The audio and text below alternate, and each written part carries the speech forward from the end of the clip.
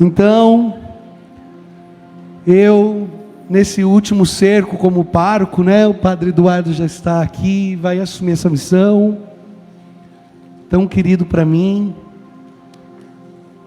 e Deus preparou o Padre para essa missão, e eu com muita alegria vou passar a paróquia para o Padre, porque eu sinto também que era o que Deus queria de mim para essa paróquia. Já terminou, eu sabia que Deus queria, eu sabia quando terminou também.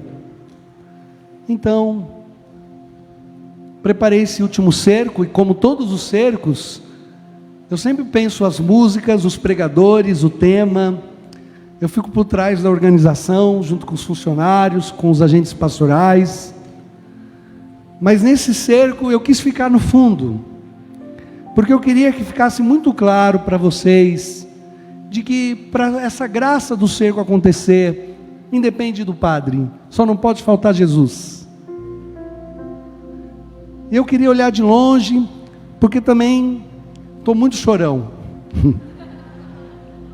E aí as pessoas veem eu chorando, elas podem achar que eu estou triste, mas eu não estou triste, estou na paz do Senhor Jesus. Mas eu me emociono, porque tenho consideração sincera por vocês, e considero também com muito prestígio o nosso trabalho apostólico nesses 10 anos. Eu choro emocionado, mas a divina providência não quis que eu ficasse escondido. Isso aconteceu há 10 anos atrás, quando na última hora, numa quinta-feira, o Padre Leandro me ligou em julho e disse: Padre Anderson, o pregador dessa noite não veio, será que o senhor pode pregar? É meio de última hora, mas eu sei que não te falta palavras. E eu vim pregar aqui, e nesse cerco de julho de 2014, eu pregava sobre o soberano amor de Deus, e eu falava, e eu partilhei para vocês essas surpresas que a divina providência nos faz. E 10 anos depois, o Padre Edivânio, que ia pregar essa noite, ligou dizendo que estava enfermo e que não poderia vir. Para quem que eu ia pedir na última hora para pregar? Então a divina providência falou: vai lá, Padre, prega você. E a divina providência também preparou que o tema que eu tinha pedido para o Padre Edivânio era sobre o sacerdócio e o sacrifício. E eu entendi que Deus queria que eu viesse hoje, nessa noite, para falar para vocês dessas belezas que eu experimentei por meio do sacerdócio, por meio da igreja, da paróquia. E essas belezas todas emanam deste sacrifício perpetuado e atualizado, que é o sacrifício da cruz de Cristo. E por isso esse tema, pelo sinal da cruz. Para nós católicos, essa cruz com o crucificado não é um sinal de desespero, de acusação, não é uma idolatria. Para nós católicos, o crucificado é a realidade de um sacrifício perfeito de amor.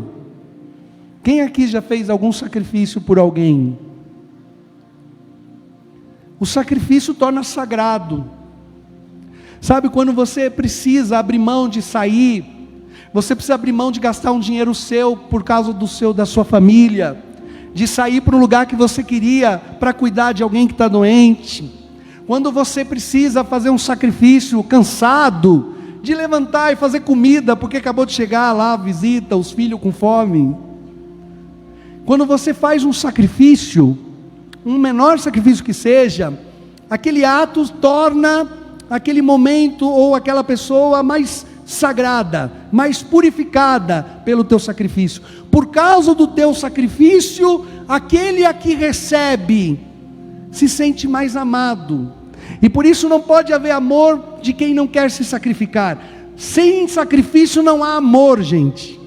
Quem não se sacrifica em nada pelo outro é um egoísta, que busca só o seu próprio bem, e ainda quando faz uma menor coisinha, ainda joga na cara da pessoa que fez aquilo. mas no fundo não ama. Quem ama se sacrifica, quem ama se consome, quem ama deixa de fazer algo por si para fazer pelos outros. E algumas vezes está nos faltando um pouco de sacrifício nas nossas casas, nos nossos relacionamentos, na nossa fé. Sem sacrifício não há demonstração de amor. Foi o que vocês ouviram na pregação dessa missa, quando o padre dizia: você tem que se sacrificar para fazer com que tuas vontades desordenadas, loucas, se submetam à vontade de Jesus, que é expressa pelos mandamentos que a igreja ensina. Algumas vezes a gente não está com vontade, algumas vezes parece tão pesado, e você fala: não, vou fazer esse sacrifício, e levanta, e vai lá, e reza, e faz, e se entrega, e se doa, e luta contra o sono, e aquilo torna aquele momento santo e sagrado. Se isso já aconteceu com você, fala para a pessoa que está do lado: você já se sacrificou por alguém? Já se sacrificou por alguma coisa? Se não, está na hora de reagir, tá bom? Mas todos os sacrifícios que vocês fizeram são sacrifícios imperfeitos. Todo este sacrifício não repara para sempre o mal, não tira para sempre da morte aqueles a quem você se sacrificou. Hoje você faz um sacrifício de dizer: pode comer, não, eu estou sem fome, apesar de você estava de olho gordo em cima da comida, e você vê que a pessoa está com fome, você fala: não, pode comer, eu estou sem fome, e a pessoa come com gosto, né? E aquele sacrifício te enche de alegria, mas depois no anoitecer a fome volta, e aí você vai lá e come a geladeira toda, né? Esses nossos sacrifícios são imperfeitos. Na religião, meus irmãos, há outros sacrifícios imperfeitos que foram feitos para reconciliar o homem com Deus. Nas outras religiões, de outras maneiras, em outros tempos, os homens sacrificaram animais, os homens sacrificaram crianças, os homens sacrificaram virgens, os homens fizeram muitos sacrifícios, e todos eles foram imperfeitos. Mas Deus olhou para nós com sua misericórdia, e Ele enviou no tempo oportuno o seu Filho, e o seu Filho, esvaziando-se de a si mesmo, sendo Deus, nasceu numa manjedoura como um menino, e Ele fez em tudo a vontade do Pai, e no tempo certo, Jesus fez um sacrifício perfeito, um sacrifício adorável, um sacrifício puro, santo, justo, que viria a reconciliar os homens de todos os tempos, e este é o sacrifício da cruz. Quando nós olhamos para a cruz, nós não vemos um sinal de fracasso, nós não vemos um sinal de morte, nós olhamos para a cruz e nós vemos o sinal da nossa vitória, porque onde eu não consigo, onde eu não posso, onde eu não dou conta, Ele, o Senhor Jesus, se fez sacrifício por mim. Você entendeu isso? Fala amém. Para nós católicos, a cruz é o sinal deste sacrifício perfeito que nos reconcilia com Deus Pai. Eu estou querendo dizer para vocês que nós não damos conta, você não dá conta, mas o Senhor Jesus deu conta por você.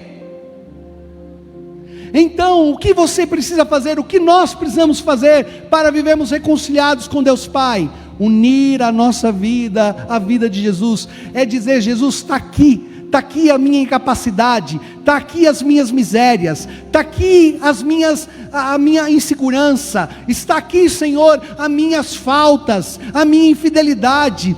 Eu tomei decisões erradas, eu fui por caminhos errados, eu não fiz aquilo que o Senhor esperava, e eu sei, Jesus, que talvez mereça só o inferno e o castigo eterno pelas minhas más ações, mas eu tenho o Senhor por meu Salvador, então eu estou te entregando todo o meu passado, todo o meu presente, eu estou te entregando o meu futuro, para que nesse sacrifício perfeito, o Senhor possa me reconciliar com Deus Pai.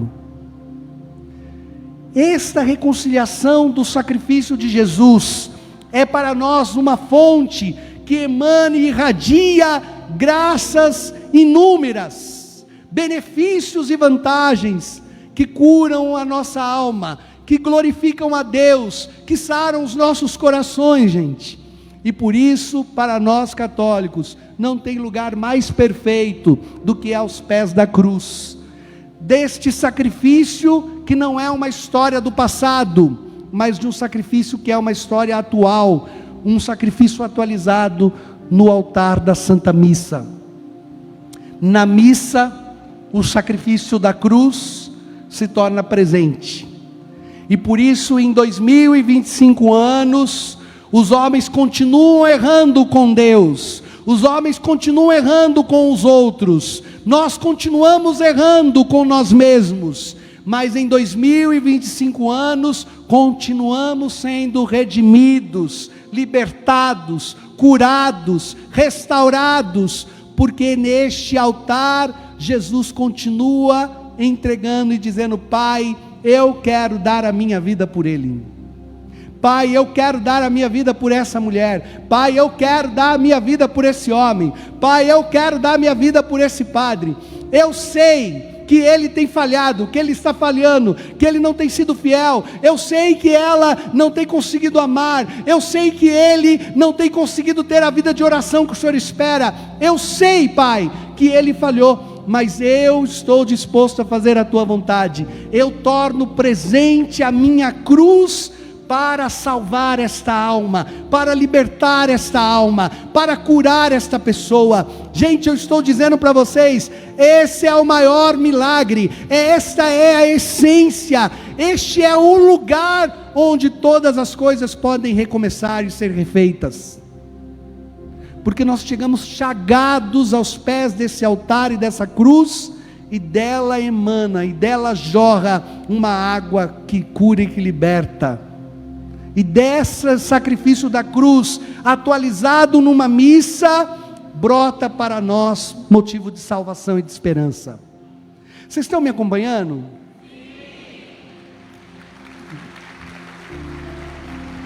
Eu estou dizendo para vocês que esse é o fundamento dessa pregação. Quando a missa começa e o padre vem do fundo da arca, quando vem em procissão, na frente vem a cruz, para que o padre se lembre que ele está indo para o Calvário.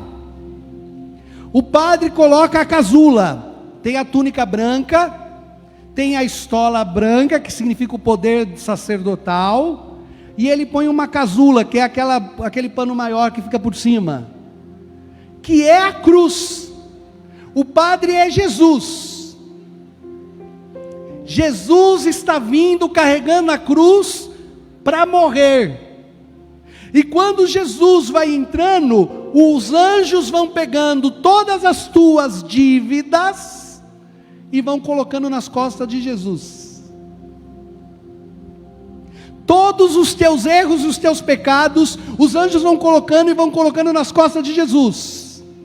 E o padre vai passando, e Jesus, que é o padre, vai carregando na cruz, na casula. E quando chega aqui neste altar, ele começa a Santa Missa, e quando ele toma o pão, o vinho em suas mãos, e ele diz aquelas palavras da consagração: isto é o meu corpo, isto é o meu sangue, eu estou me dando, eu estou derramando todo o meu sangue preciosíssimo, eu estou imolando a minha carne, para que estes homens que estão, essas mulheres que estão nessa missa, sejam perdoados dos seus pecados e de suas culpas. Então o Pai aceita a oferta do Filho, o Cordeiro imolado. O Pai aceita o único e perfeito sacrifício que se realizou um dia na cruz, e torna presente essa graça de sacrifício. E o Pai derrama sobre todos que estamos aqui a redenção e o perdão e a salvação que vem do sangue redentor de Cristo. Nós precisamos deste sacrifício, meus irmãos, porque ele é perfeito. Nós precisamos deste sacrifício, porque ele é que nos põe em pé. Então eu estou dizendo para você, ainda que você venha na missa, a missa é como que um reservatório de águas que purificam e que limpam. E ainda que você venha e não possa comungar, quando você está aqui, é como estar nos pés de uma cachoeira. Mesmo que você não queira entrar na água gelada, respinga em você. Assim também deste altar, desta missa, deste sacrifício atual, jorra para toda a igreja, respinga em você uma graça, um poder do alto que emana do poder salvador do Cristo crucificado, deste sacrifício perfeito que é o sacrifício de Jesus, tornado atual no mundo. Olha, os santos tanto entenderam isso, que o Padre Pio dizia: um mundo pode viver sem o sol, mas não pode viver sem a missa, porque se não tiver missa, se não tiver sacerdote, se não tiver sacrifício, a justiça de Deus vai cobrar o pecado de cada homem dessa terra. Imagine que não tem reparação, não tem redenção. Imagine que Deus não pagasse a tua conta e fosse cobrar cada centavo da tua dívida. O mundo já não existiria mais. Então o Padre Pio disse: o mundo pode viver sem o sol, mas não pode viver sem a missa, porque inúmeras vezes, todos os dias, os homens que amam a Deus ofendem gravemente a Deus, e os homens que não amam a Deus ofendem gravemente a Deus. Mas Deus que é bom, Deus que é justo, Deus que é misericórdia, todos os dias chamam os homens para a conversão, e Ele nos dá mais uma oportunidade de graça, de nos levantarmos da onde estamos caídos, e sermos restaurados pelo poder desta redenção.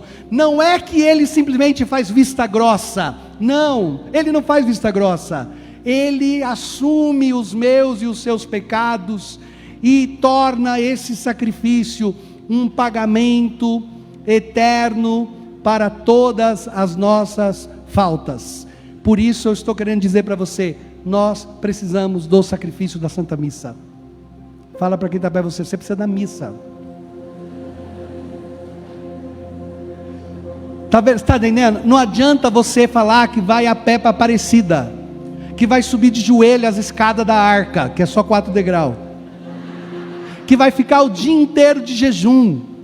É bom você fazer essas mortificações, é excelente, mas se você fizer tudo isso e não vier à missa, e não comungar do corpo do Senhor, e não tiver piedade diante desse altar, se você não vier com o teu coração e disser: Senhor, olha, estou aqui, estou estragado, estou podre, mas estou aqui para te entregar a minha vida, estou aqui para te entregar o meu coração, estou aqui para te entregar as minhas lutas, faz alguma coisa por mim, Jesus. Vocês estão entendendo? É isso que a gente tem que fazer. Algumas vezes o Senhor, esse sacrifício é tão poderoso, que ele continua a irradiar-se, ele tem como que uma graça de expansão, ele explode aqui, mas ele continua a produzir efeitos. Está acordado? Presta atenção em mim. O efeito desse sacrifício continua. Ele continua onde? Ele continua numa direção espiritual, numa confissão, no batismo dos teus filhos, na crisma, no derramamento do Espírito Santo, no louvor que o ministério cantou, na pregação da palavra, na acolhida da igreja de um sacerdote, no milagre que você experimentou na sua casa, na Virgem Santíssima, nos santos. O milagre deste sacrifício continua a irradiar-se. Eu estou dizendo que quando você vem na missa, não é que a missa terminou e a graça acabou. Quando você vem na missa, isso que aconteceu aqui continua agindo na tua alma horas depois dessa missa. Você continua eucaristizado 1 hora, 2 horas, 3 horas. Você está entendendo? Você veio no cerco ontem e você hoje foi trabalhar eucaristizado. Você veio no cerco ontem e ganhou uma bênção, uma graça. E quando você chegou no teu trabalho, a glória de Deus estava ainda na tua alma e no teu coração. Os diabos ficam loucos. Os diabos pira. Porque você está cheio da graça de Deus. E isso continua se perpetuando em todos os sacramentos, em tudo que a igreja faz. E nós experimentamos este consolo e essa graça por meio dos sacerdotes. Jesus quis perpetuar o seu sacerdócio, cumprir as suas palavras, e as suas palavras são: eu estarei com vocês todos os dias. O Senhor nos fez uma promessa, de que nos daria força, que nos daria ânimo, que apesar de todos os problemas, de todas as cruzes, de todas as dificuldades, nós não nos sentiríamos desamparados. Ele ia segurar nas nossas mãos, de tal maneira, que nós íamos encontrar descanso no seu coração. Que o coração dele, que o jugo dele, nos daria tanta leveza, que nós poderíamos renovar as nossas forças. Eu estou querendo dizer para você, quantas vezes você chegou aqui acabado? Quantas vezes você chegou na capela do Santíssimo, inchado de tanto chorar?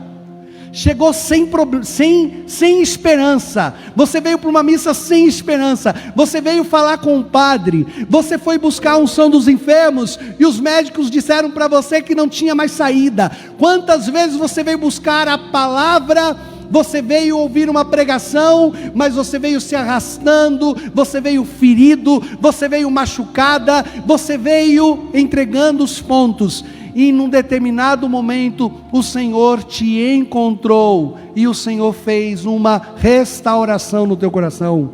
Esse é o poder do sacrifício de Jesus. Jesus é o remédio. O altar e o sacrifício de Jesus é o remédio para qualquer ferida que você está carregando.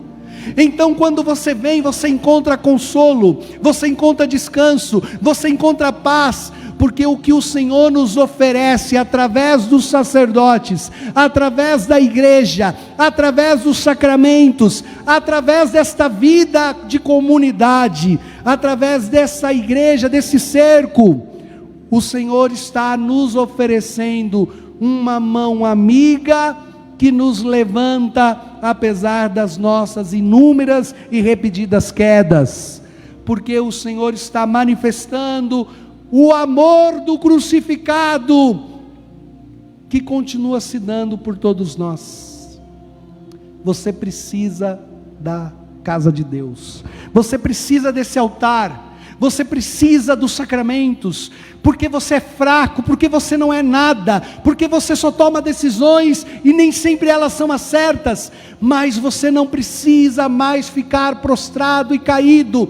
Há uma fonte de forças, de consolo, que cura, que liberta e que restaura, e este lugar, e esta fonte é o altar de Jesus. Seja um homem, uma mulher aos pés do altar, e nunca mais ficará prostrado diante do mundo.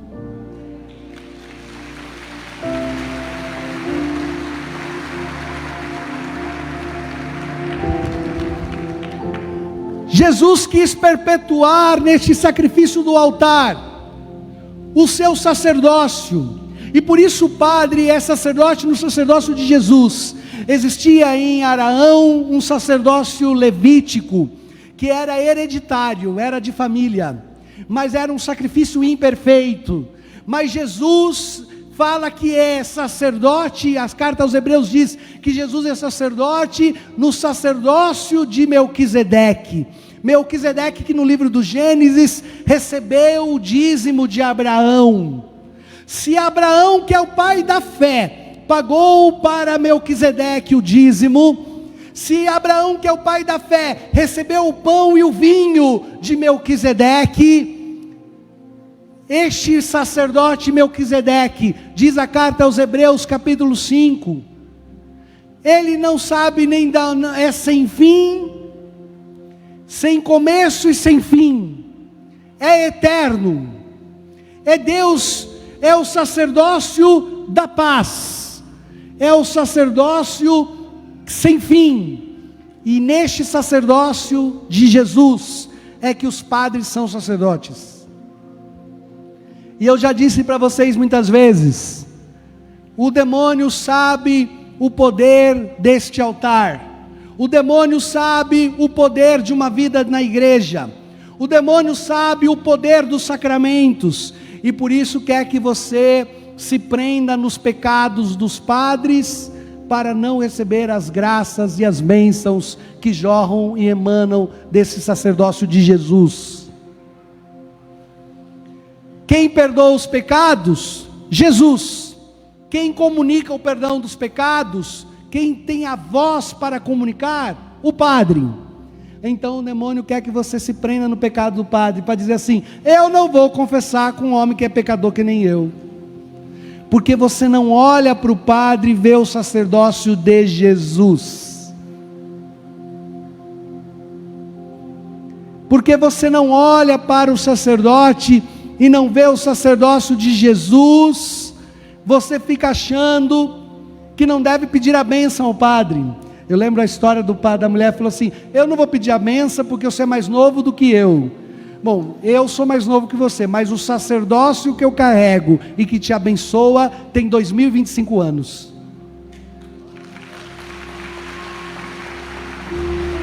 Nos sacerdotes, homens tirados do meio do povo para servir ao povo de Deus, Jesus comunica as suas graças, as suas bênçãos.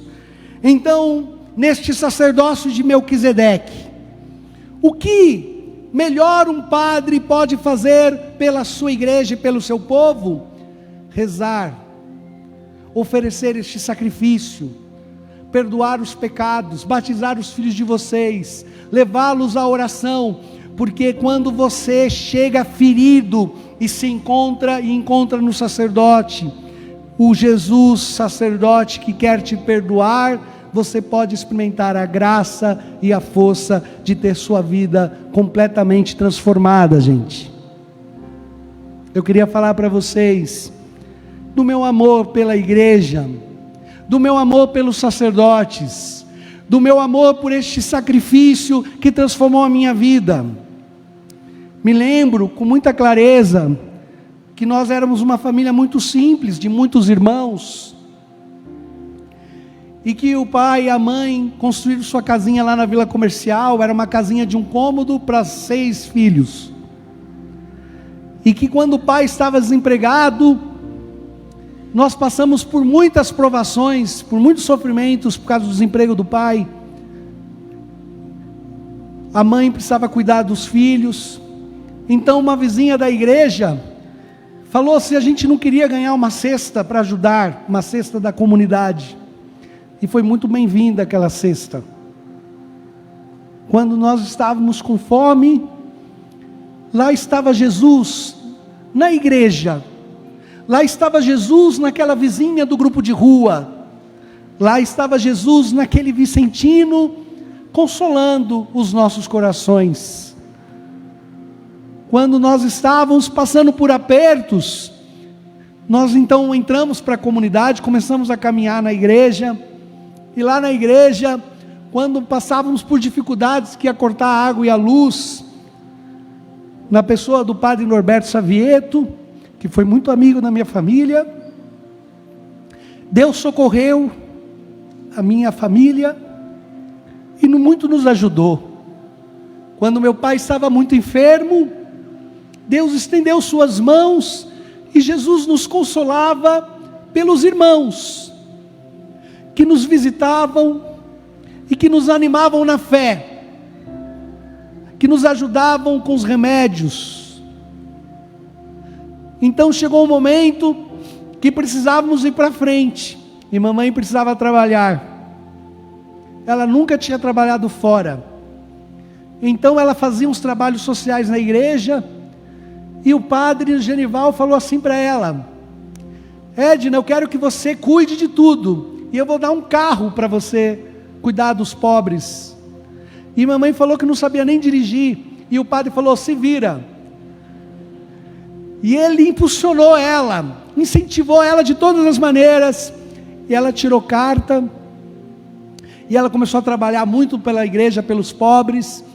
Foi pela intervenção de Jesus, que disse para ela que ela precisava ir a águas mais profundas. Então Jesus falou para mim que queria que eu consagrasse minha vida como sacerdote. Isso aconteceu numa missa, porque na missa eu escutei o padre dizendo: tomar isto é o meu corpo, tomar isto é o meu sangue. E eu fiquei pensando que Deus era doido de dar um poder a um homem fraco, de torná-lo tão presente, que só um Deus tão humilde podia se fazer prisioneiro nas nossas mãos, pão nas nossas mãos, correndo o risco de cair ao chão, de ser pisado. E Deus quis, e naquele momento eu quis consagrar a minha vida ao sacerdócio de Jesus. E lá no seminário encontrei um padre chamado José Roberto Araújo, que dizia que Deus queria tudo, que Deus queria a minha santidade, que Deus queria a minha conversão. E lá estava Jesus me fazendo subir mais um passo. Então fui conhecendo o poder da Eucaristia, fui percebendo que inúmeras misérias em mim só podiam ser corrigidas por um bom confessor, que de vez em quando me xingava até a 5ª geração, que nem eu faço com vocês. Que algumas coisas em mim só podiam ser corrigidas com uma pregação dura, que algumas coisas só podiam ser corrigidas com penitência, com jejum. E eu chorei diante de Jesus e disse: Senhor, eu quero ser diferente. E num retiro, Jesus falou para mim como falou com o cego de Jericó. Jesus falou para mim que eu precisava deixar as minhas cegueiras, e me mostrou o tamanho das minhas infidelidades.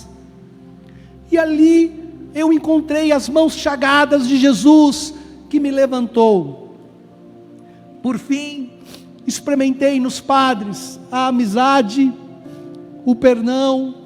Experimentei na igreja de Deus o consolo, o socorro e as forças que eu tanto preciso para poder hoje seguir a minha vida e dizer que em Jesus Cristo eu encontrei toda a felicidade. Eu estou dizendo para vocês como que um apelo. Eu tenho pena, eu tenho dó, porque eu vejo tanta gente numa vida miserável, numa vida pesada, numa vida difícil, com marido que é doido, com mulher que não tem juízo, com filhos que só dão trabalho. E isso acontece, gente, e isso escapa das nossas mãos. Você não sabia que ia ser assim, você não criou seus filhos para ser assim, você não casou para passar por isso. Eu sei que você não tem culpa, mas aconteceu. Que você não queria ser divorciado, mas aconteceu. O que vai fazer? Foi embora, vai com Deus. Mas eu tenho pena de quem não tem a igreja, de quem não tem um sacerdote, de quem não tem um confessor, de quem não tem ouvidos para ouvir uma pregação, não tem onde se curar, não tem onde tirar esse pus, não tem onde encontrar forças para ficar em pé. Porque tem hora que eu escuto a vida de um irmão, e eu digo, é difícil mesmo, que pena que você está passando por isso, mas uma coisa eu posso te prometer: segura na mão de Deus e vai. Fique em pé com Jesus, vai comungando, vai confessando, vai comungando, vai confessando, vai escutando pregação, vai escutando palavra, louva, canta, reza rosário, consagra a Virgem Santíssima, consagra São José, um dia após o outro, e uma hora toda essa dor, todo esse sofrimento vai acabar, e quando tudo isso acabar, você vai ver, você está em pé, porque Jesus está com você. Jesus esteve comigo, Jesus teceu um fio de ouro, Jesus fez um caminho, um fio de ouro, que em meio às tribulações, às tristezas, aos sofrimentos, Ele se mostrou e mostrou o seu rosto amoroso de Pai, Ele se mostrou o sacerdote, Ele se mostrou o pão da vida eterna, porque eu tinha uma fé, porque eu tinha uma comunidade, porque eu tinha uma igreja. Olha, eu estou dizendo para você, meu irmão, talvez você está cercado de gente que está no fundo do poço, e você é o único Jesus para segurar na mão deles. Ter coragem. Você é o único que comunga, você é o único que crê, você é o único que está lutando pela santidade, você é o único que quer ir para frente. Então fica em pé, não desanima, vai para frente. O Senhor está contigo, mas faz isso com a igreja, faz isso aqui nos pés desse altar, faz isso confessando, comungando, corrigindo, lutando. A luta não terminará enquanto o Senhor não olhar para você e não dizer para você: eu vi as tuas lágrimas e eu enxugarei as tuas dores. Então, qual é a maior armadilha de Satanás? Tirar você da igreja. A armadilha do demônio é pôr você na antipatia com os padres, é fazer você acreditar que você não precisa de Eucaristia, que você não precisa de comunhão, que você não precisa de confissão, que você não precisa ser corrigido em nada, que você é muito bom. Onde já se viu falar um padre falar assim comigo? Onde já se viu fulano falar assim comigo? Não sabe quem eu sou? O demônio quer prender você no teu orgulho, para quando você passar pela prova, você não ter nenhuma mão para segurar, para que quando você cair, você não ter Deus, não a ideia de Deus, mas um Deus que convive e que te visita. Eu peço à Virgem Santíssima, nossa Mãe querida, que continue a interceder por mim e por vocês. Aconteça o que acontecer, esse lugar, aos pés do altar, é o lugar que você deve estar, é o lugar que eu estarei, é o lugar que todos os homens e mulheres de fé precisam estar, porque se não estivermos, quando Jesus passar, nós vamos ficar de fora. Senhor, a tua vontade, a minha vontade pode não ser a vontade de Deus. Você está cheio de sonhos e de planos, mas eu sei de uma coisa: Deus não te esqueceu, meu filho, Deus não te abandonou. Fica com Ele, permanece com Ele, porque sua promessa é verdadeira. Ele disse: eu sou a videira e vocês são os ramos, quem permanecer em mim viverá. Jesus não mentiu. Permaneçam no Senhor Jesus, permaneçam com o Senhor Jesus. É isso que você precisa. Olha, você não precisa hoje de um milagre, você não precisa hoje de uma profecia, você não precisa hoje de mais nada a não ser o que você já está fazendo. Você só precisava hoje estar aqui, só está aqui. É só o que eu precisava. Jesus, é só isso que eu preciso. E aí, no meio da multidão, escondidinho nesse canto, longe deste ostensório, Jesus vai olhar para você e vai segurar nas suas mãos e vai dizer: vamos em frente, meu filho. Eu sou o Deus que morri na cruz, porque muito te amo e não vou te abandonar. Vamos aplaudir esse Deus maravilhoso que já está presente no meio de nós.